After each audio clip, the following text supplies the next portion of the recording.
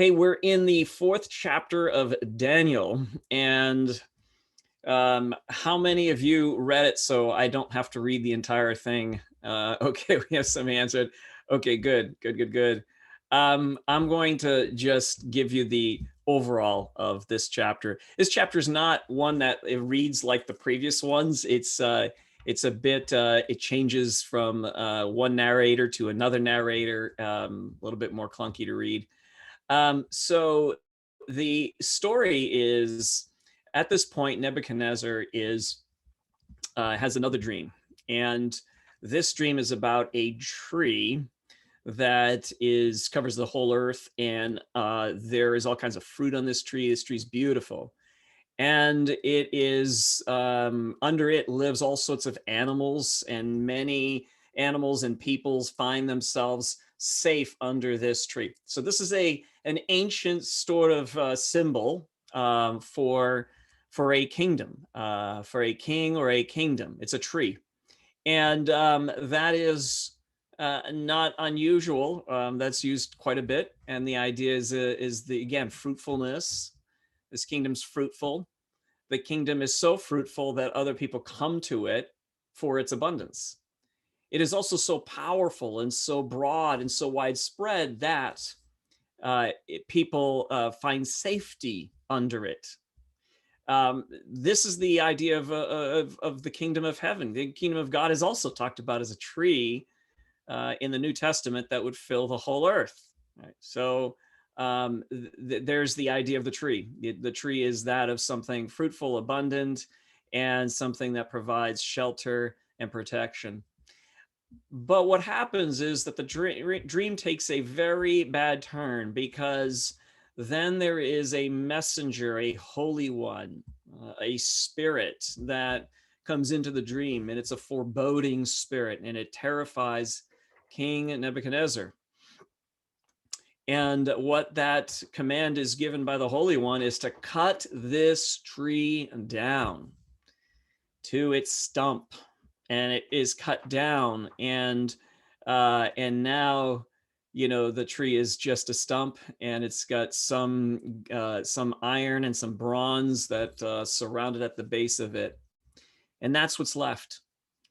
And so then the narrator goes on to say that this is what is going to happen to the king and to the kingdom. Is it's going to be removed, cut down, and so Nebuchadnezzar's terrified and says, "Well, nobody can interpret it for me and tell me what this is all about.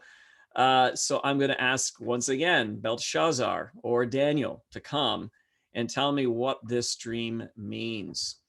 And Daniel comes and tells him the dream, tells him what that's about, and tells him that, essentially what's going to happen is you're going to be cut down. You're going to be reduced to an animal. You're going to live among the animals for a while, for seven, and the literal term is 7 times. And so the idea is completion. So not a precise number of years. When you see 7 in the Bible, always assume it's symbolic for completion. It's not a term to be used to say literally 7 days, literally 7 times 7, literally this. It's meant to say this is the completion of a period of time. And so the king is going to lose his mind for a period of time. And at the point where the completion, where it comes to its completion, then he will return to his own sanity. Okay. And so what happens is then one day, King Nebuchadnezzar, a year later, it says, after the dream and its interpretation, King Nebuchadnezzar's walking around on his palace looking at everything and his greatness, and starts to boast and say how wonderful I am, and loses his mind and ends up living among the beasts. It says living like a beast, living out in the wilderness, and then he gains his sanity back, calls up to heaven, humbles himself, and recognizes that he is not God, that he is not, some semi-divine being. He's not amazing. He's not all these things that he thinks he has become. And then he repents, calls on God, and his sanity is restored. And then it finishes by saying that King Nebuchadnezzar is now becomes the greatest ever. His greatness actually it exceeds because of his humility. Okay, so this is one of these stories. How many have heard the story? If you grew up in the church world, Catholic or Protestant, you hear the church, you hear that story. So the story tended to be, I mean, I don't know about you. You could put it in the chat what you heard the story to mean, but I remember hearing this story, and it was definitely about like humility. That was almost always the message. The moral of the story is don't be arrogant, or God will chop you down. And you will end up being humbled. And so recognize that that you're not God, God's God, and walk around with some level of humility. How many heard that sort of moral for the story to the story, or a different one? I'd love to hear if you had something different that was communicated to you through the story. And I think, by the way, it's not that it's untrue; it's actually true. But I would like to dive in more on the practical level, like make it like flesh it out for me. Like, what does that look like? And I think that could be tremendously helpful for us. So first of all, to begin with, is we have to understand an ancient world view that continues on to this day that lends itself to this kind of pride that ultimately causes our own demise.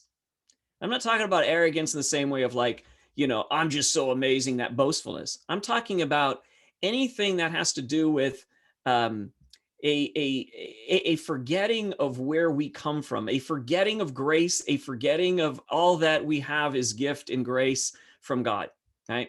And forgetting that is the problem. So let's talk about hierarchies. Hierarchy is common in the ancient world. Everything was based on a hierarchy. So the gods of the ancient world, there were super gods, and then there were gods that served under those gods and so forth. There were gods over particular bodies of water, or gods over areas, and they would have certain narratives, stories around those gods in their conquests, and also what they controlled and what served underneath them. If we think back to 10,000 years ago, the earliest civilizations, the earliest societies were being formed in the Mesopotamian area. And so you have these early societies and civilizations being formed. Prior to that, most of the way things were done were tribal. So these families, extended families, so cousins and cousins and nieces and nephews and so on. And they would live together somewhat in a tribe, and they would move together in a tribe. If they were nomadic, if they traveled to survive, they did so as a family unit and as a family system. In those family systems, there was a kind of hierarchy, right? So you had the elder, and the elder of that village, or the elder of that tribe, was the one that got respect and tended to be the one who gave guidance to the rest of the family. At its best, it was based upon love. It was based upon care. It was based upon making sure that this family system survived and that we thrived, and that even after the elder died, the family would continue on.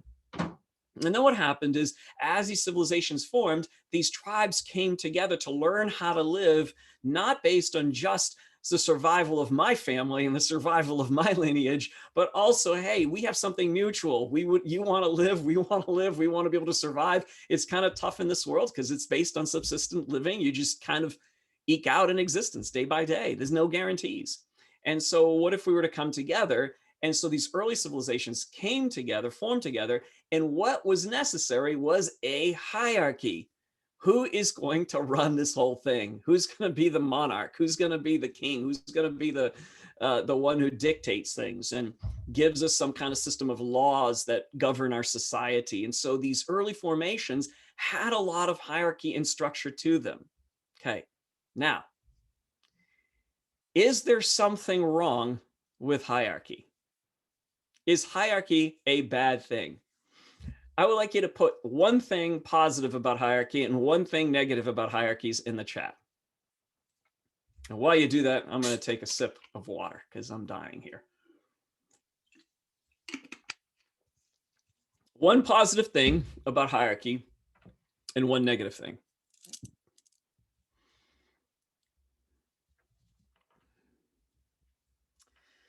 Okay, positive thing would be structure. Mario puts in the chat there. Thank you. Yep, for sure. Structure is a necessary thing. It's like impossible to do anything without some kind of structure. System, order, and control. Yep. Growth hierarchies are good. Dominance hierarchy is not. Growth gives direction. Dominance can be abused. Yes. What else?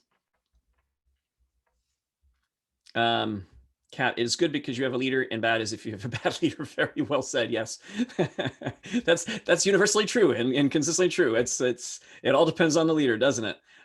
Lori, Khan, people can abuse their position and power. Yes, yes, yes. Kevin Davis, higher up folks insulate their staff from a lot of distracting noise and junk. Yep. Negative is division. Yep. Resolves disputes. Yes. Leadership. Accountability is positive. Okay. Yeah. All right. So what makes hierarchies bad is not the structure, right? So we can say that structure is good, order is good. We need that to really thrive. But it's bad when the hierarchy creates a value system around keeping itself in power at the cost of other people. Here's what can happen in a system of hierarchy. And by the way, think of democracy, think of capitalism. Capitalism is based on hard, you work hard, you increase wealth, and there should be freedom to be able to do so to increase wealth. And theoretically, that increases the wealth of everyone around you as you grow in that way.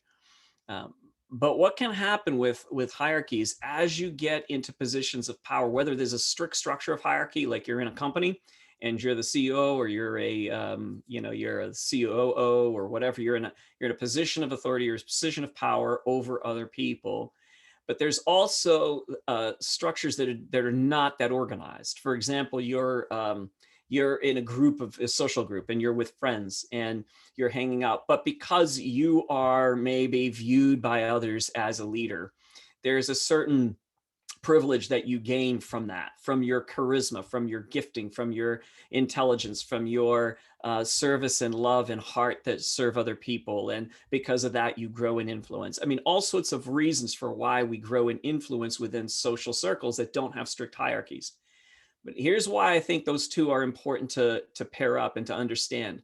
It's because what can happen in those systems is, as you grow in levels of power, in levels of self-autonomy, as you free yourself from things and you grow and develop, is that you can get to a place where now, as you look at people who are not as healthy, not as free as you are, not as wealthy as you are, not as maybe they've got financial struggles and difficulties they're going through, is that there will be two competing forces within you, my friends, two competing motivations. One will be empathy and compassion for those who don't have what you have. The other one will be to preserve what you have and have gained through hard work. Are you with me? Do you resonate with those as competing motivations that are always present within you? And what happens is, when hierarchies begin to develop value systems to solve this tension that you should always live with, it's a tension that is meant to stay within you because it produces something better if you'll allow it to stay with you. But what we do with it is, there's something uncomfortable about empathy. There's something uncomfortable about compassion, because then it begs some level of responsibility. You hear? Are you with me? Are you still asleep? Does that make sense? It bears, you feel a measure of responsibility if you feel compassion and empathy for other people. So, what we do is immediately begin to create narratives and stories of why it is. Maybe the gods in the ancient world have blessed me. Maybe the gods cursed them, and that's their lot in life. That's an ancient way of thinking. But it was an ancient rationalization because I feel troubled by the fact that you don't have what I have. And at the same time, I don't want to lose what I have. And so the ancient world did that. Do you see that in this story with King Nebuchadnezzar? You should, because it's all in there. Nebuchadnezzar has achieved greatness. And he is in a position of power. And what he does in this chapter, if you read it, there's a whole lot of like boastfulness about I have achieved, or I am great, or this is because of me. I have acquired all these things. I've done all. It's all this belief that somehow through his gifting, his intelligence, his power, his fortitude, that he was able to accomplish all of these things, not because of the fundamental truth for every follower of Jesus, and that is that we have everything we have because of grace, including our very capacity to do the things that we're doing right now is because of grace. And this is a thing that we forget, which is why in Deuteronomy chapter 6, let's move this screen over here so I can read it. Deuteronomy 6, one of my favorite chapters. I love Deuteronomy to begin with, but this is one of my favorite chapters within Deuteronomy is chapter 6. This is Moses speaking to the Jewish nation, the Israelites. And he's talking to them about what's going to happen after he passes on. He's going to move on, and Joshua is going to take them into the promised land, the land of abundance. And he's predicting that you're going to succeed. You're going to do well. You've gone through the fire, and you've emerged through the fire. And what I'm hoping you do is you learn the lessons of the fire. Because if you don't learn the lessons of the fire, you will go back into the fire. And many of us go from fire to blessings, back into the fire, back into the blessings, back into the fire, and back into the blessings, and back into the fire, and back at, you get it, right? I mean, this is the story of our lives so much of the time.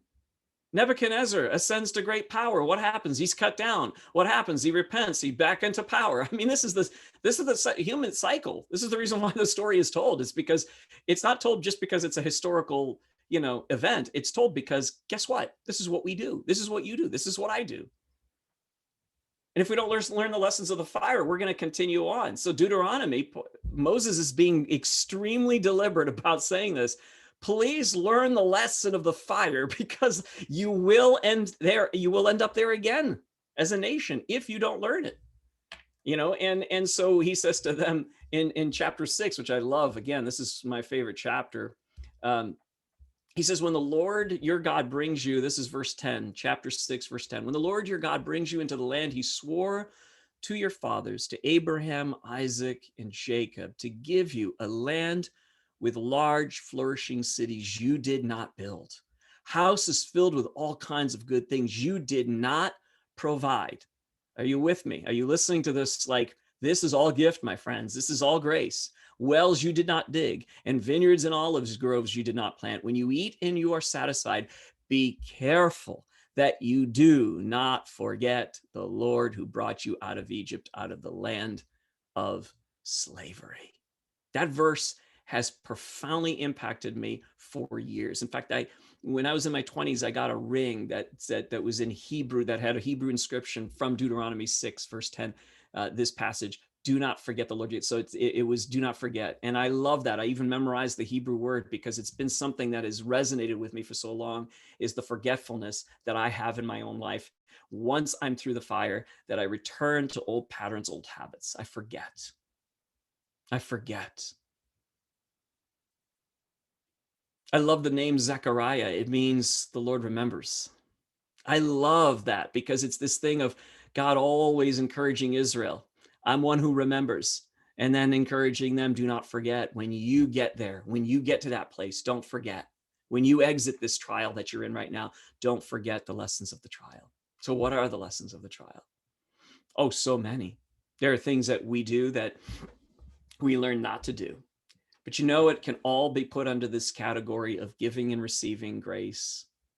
The ability to receive grace when it comes our way, when people come to us and lovingly speak words, or even not so lovingly, but they're truthful words that are painful for us to hear about things that we are doing that are self-destructive. And someone says to us, hey, that is something that is destroying your life and you need to change this. And we don't, and we struggle with it. And finally we listen to it. And when we listen to it and we change our lives, then things get better. What is the lesson that we learn there? Oh, I shouldn't do that very thing again. That's the lesson.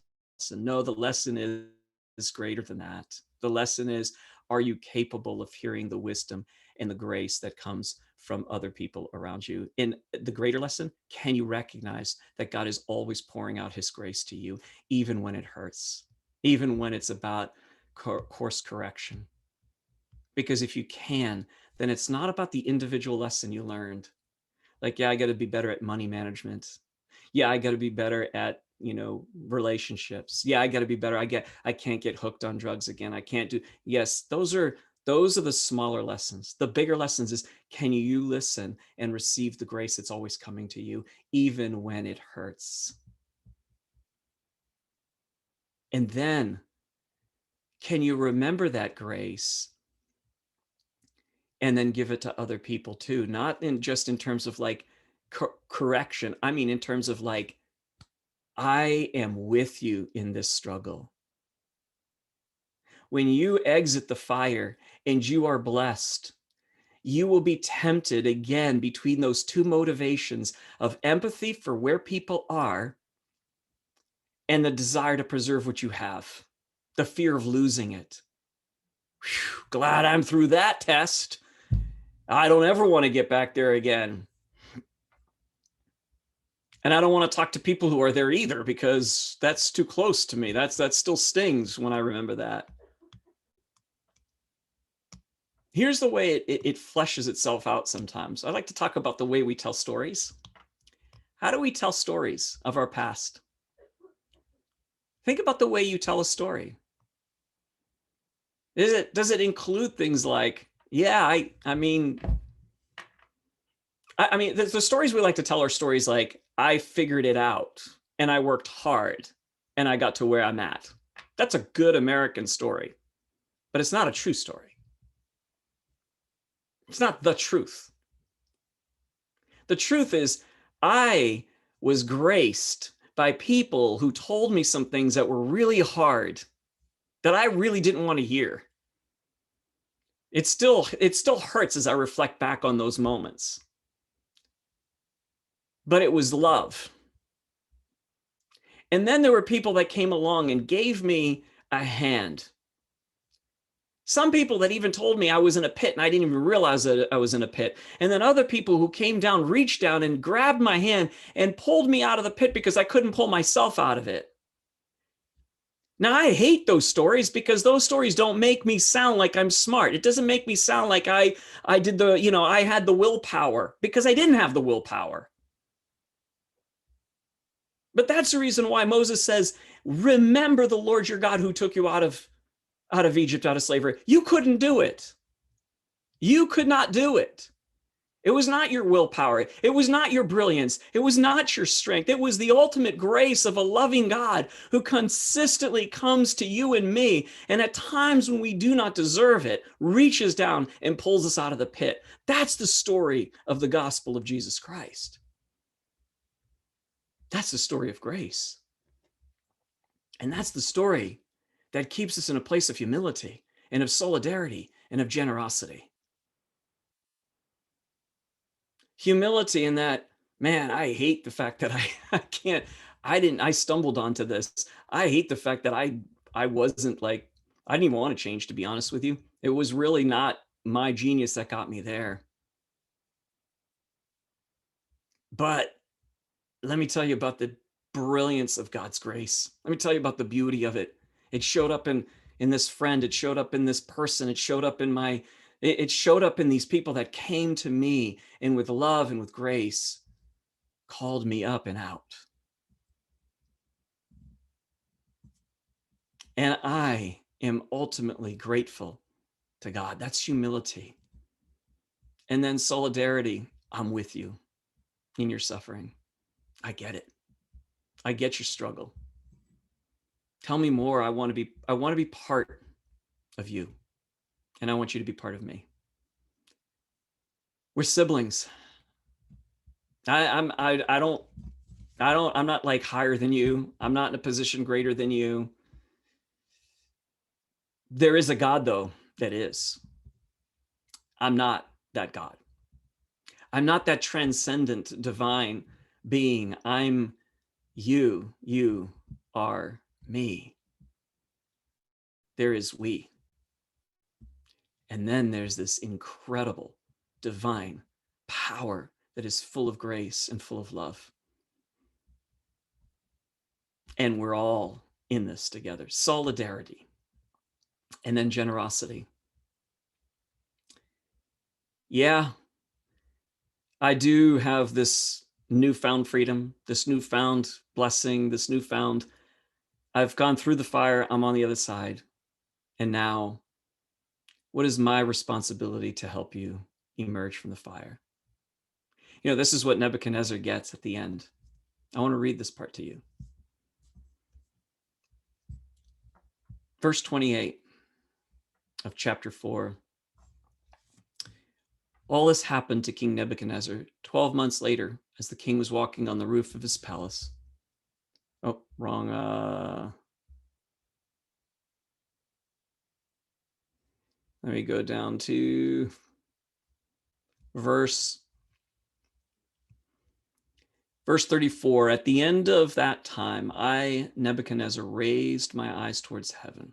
My sanity was restored. And I praised the Most High. I honored and glorified him who lives forever. His dominion is an eternal dominion. His kingdom endures from generation to generation.